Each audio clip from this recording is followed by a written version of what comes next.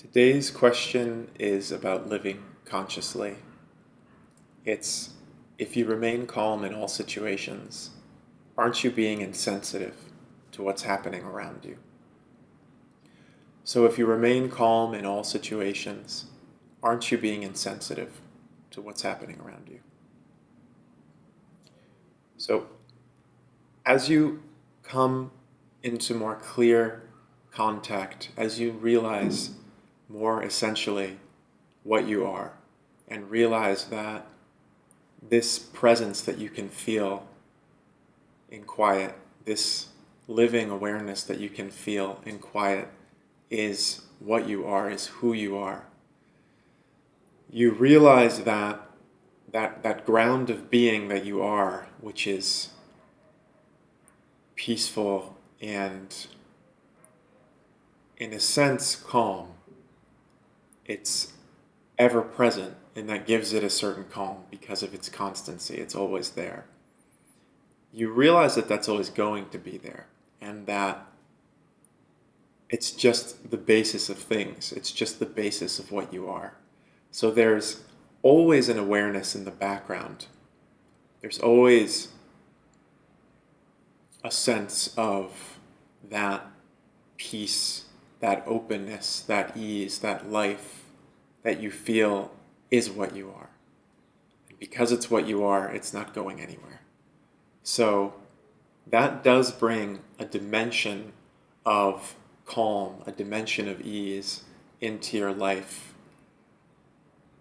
kind of as the background of what's always happening. So if we imagine your life as a painting, the canvas, the background, becomes this deeply felt experience of aliveness and of presence, which is beautiful and in a sense calm. Calm is maybe not the right word, because calm seems a little more superficial in a way, but it's deeply peaceful. There's really not a good way to describe it finally, because it's something that you feel. It feels intensely alive, intensely present, and at the same time it has such constancy that it does feel at ease, peaceful.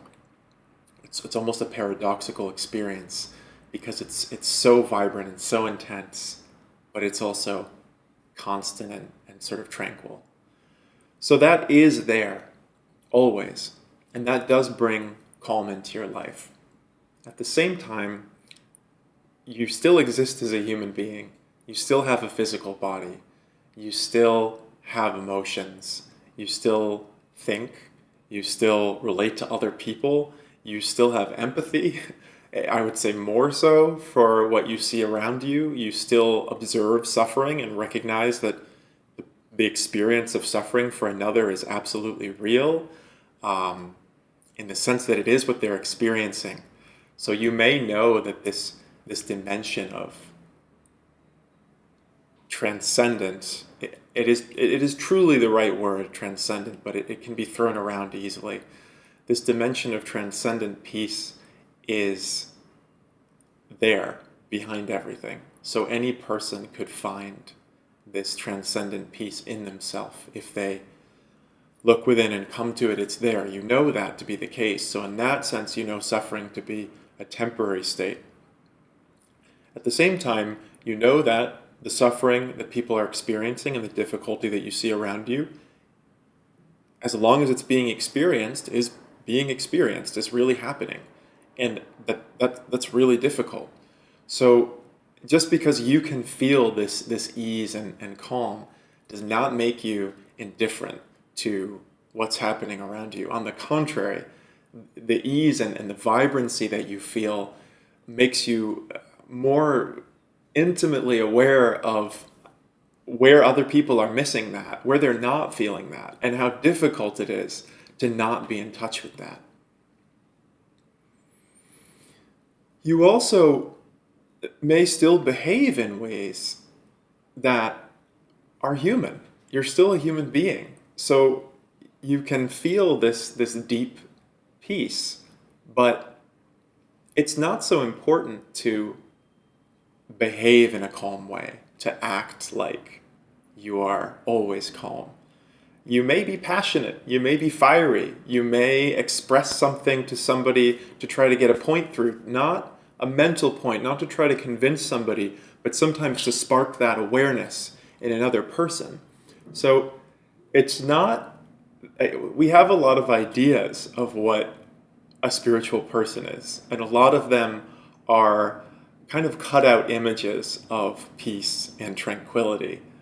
That's something that can lead people astray, because as they start to become spiritual, they think that there's a certain way that they're supposed to be, and then they start to buy into an idea of that, maybe without even realizing it, and they become this idea that they have of a spiritual person. That's one thing. It's not ultimately spiritual. It's another thing to look inward and eventually feel this living peace, this vibrant being that you are. Out of that, there is an ease that comes into your life. There's a dimension of connectedness that you can always feel, that's always there. But you're still free. You can act from it as you want in many different ways. It moves your expression.